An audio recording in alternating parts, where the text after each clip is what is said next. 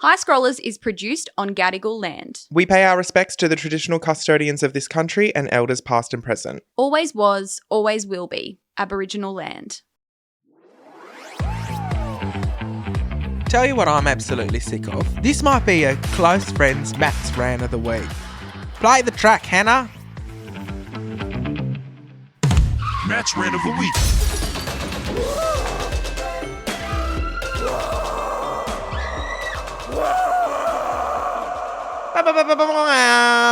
Matt's Rant of the Week. We really got to do something about that intro. No, I reckon it's here to stay.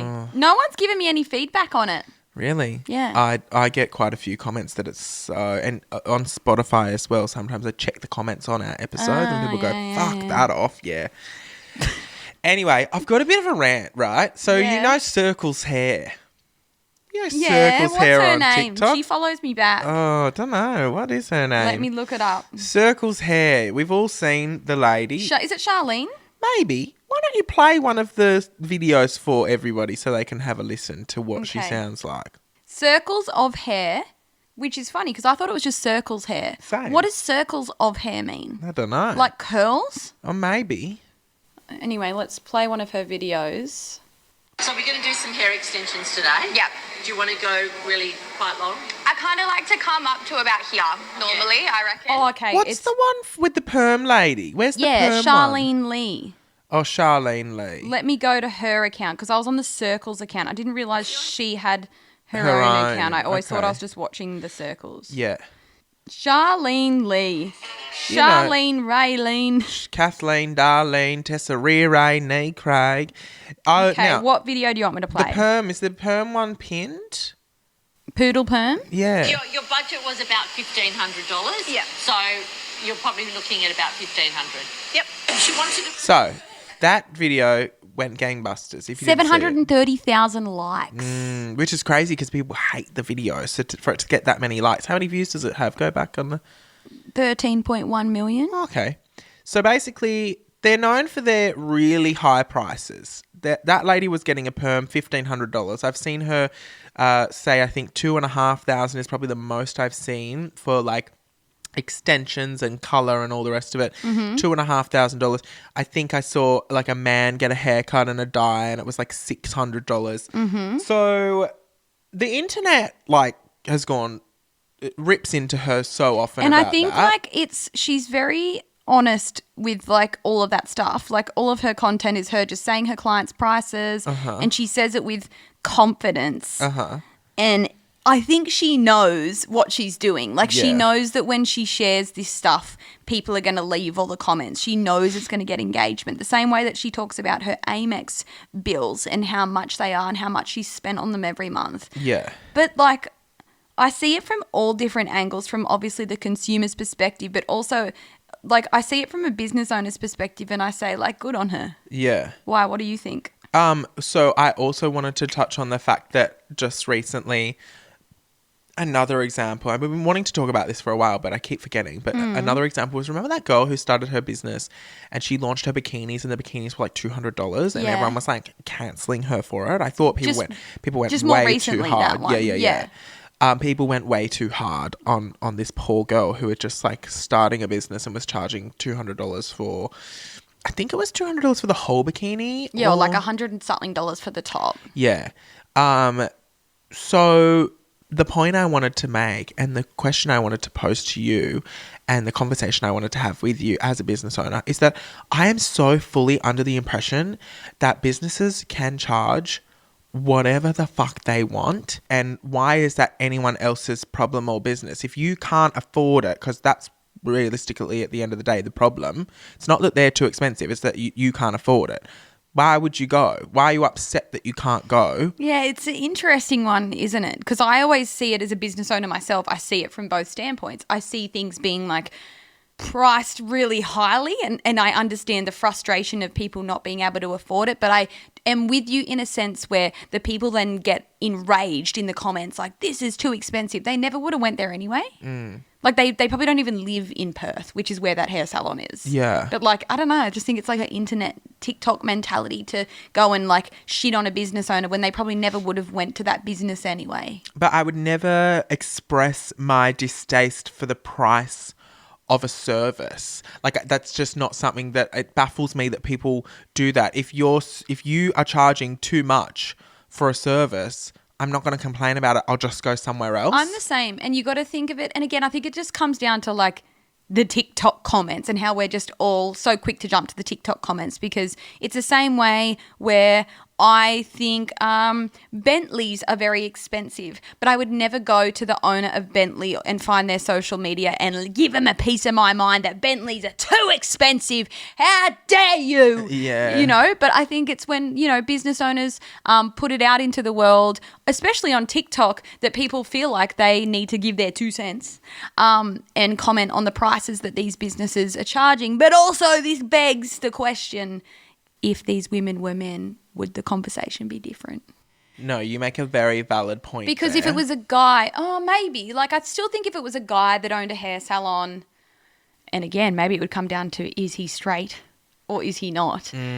But I think I have seen some male hairdressers. Let's actually think about it, because when you think about Wade from Whack, I'm trying to picture it now. If Wade was on there going, this These is are my $1,500. prices. They go, that's Wade. He's an award-winning hair artist. Yeah, I don't think people would have a problem. I think it's women.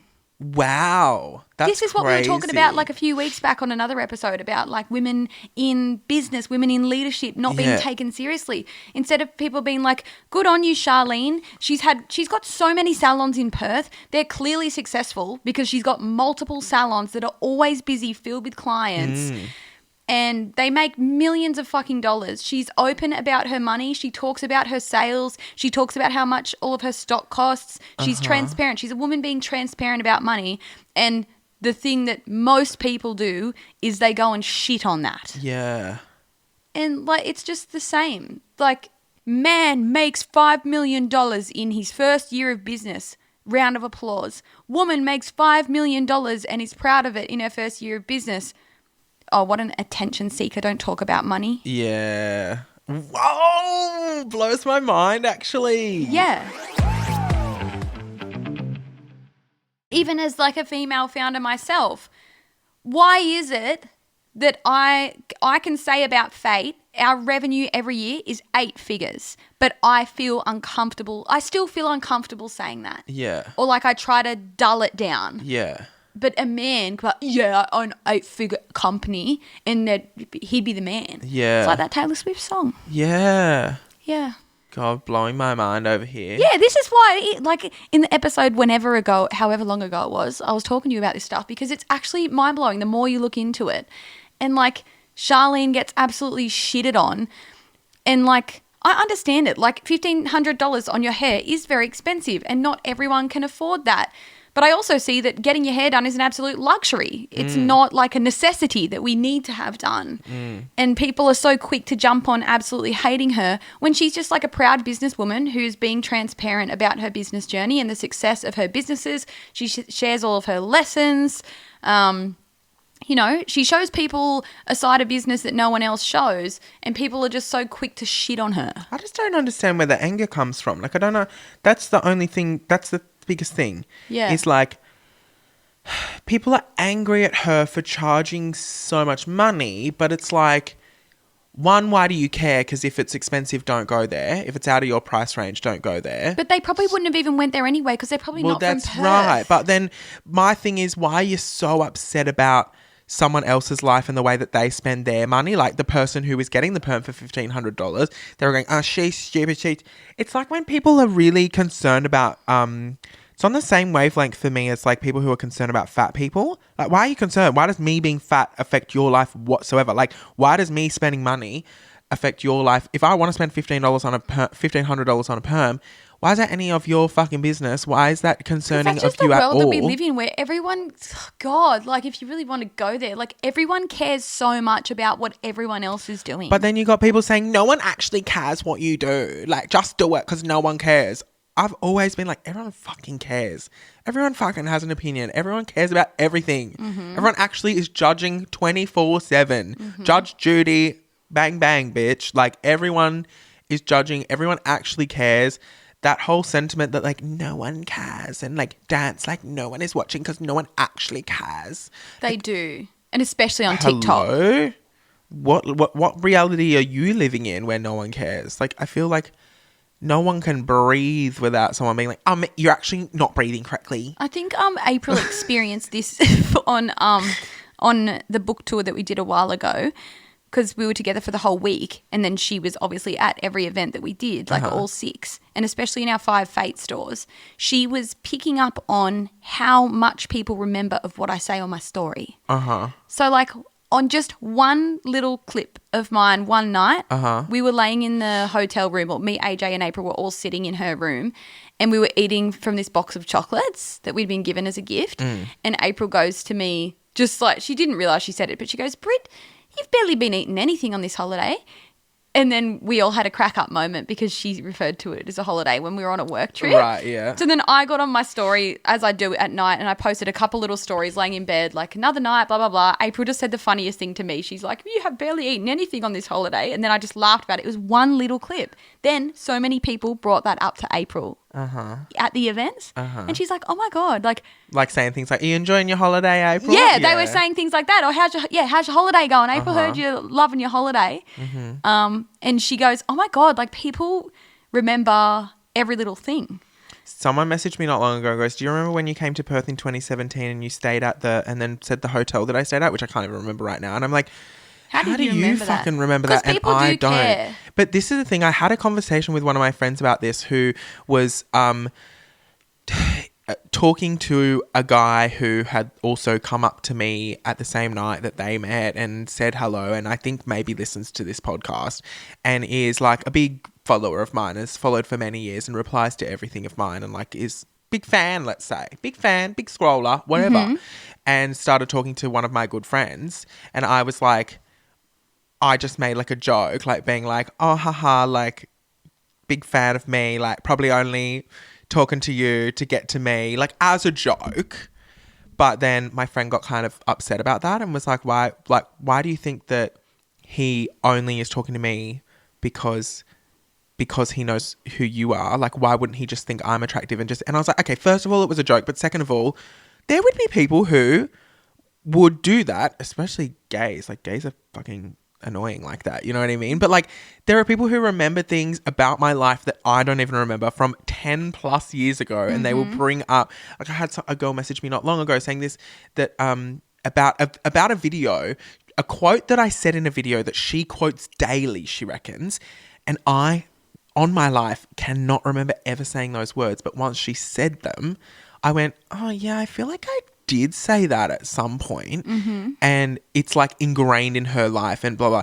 Anyway, I was talking to my friend about this, and my friend was just like no offense, but I don't think that people think about you that heavily. And he said that in a nice way, by the way. And I was like, I don't think you realize, because you're not in my position, how ingrained some of the things I've said are in people's lives, that they still, I mean, on my old podcast, we had Chardonnay and Ashtray, which was similar to our Royal Flush.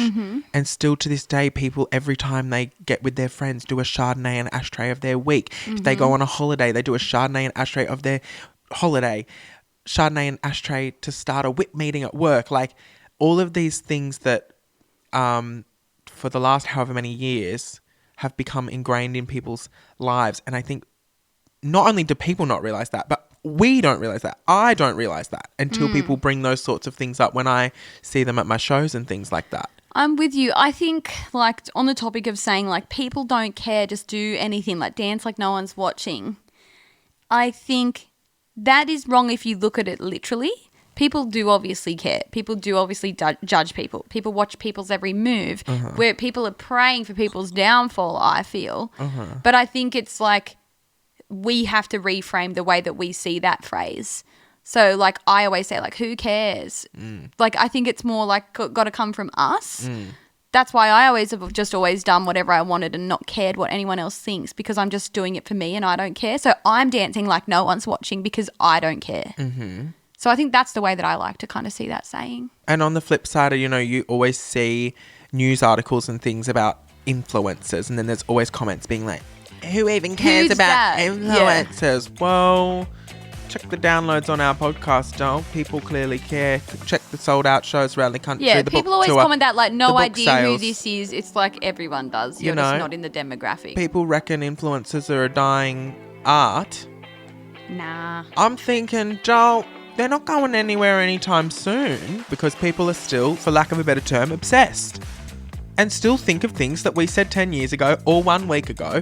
Little things that we don't even think about become these big things in people's lives. And I just don't, and to make it clear, I fucking love that, by the way. Like, obsessed fuels my ego. Love it. What are you doing? Having a whip meeting over there? Yeah, I'm just talking to the girls at work at the same time as talking to you. All right, should we wrap this up then? Yeah, I think we should. It's been Hannah's nodding that we should. Yeah, Hannah's nodding, giving us the go Google. She's girl. got to go edit. Okay, all right. Well, in saying all of this, see you next Tuesday.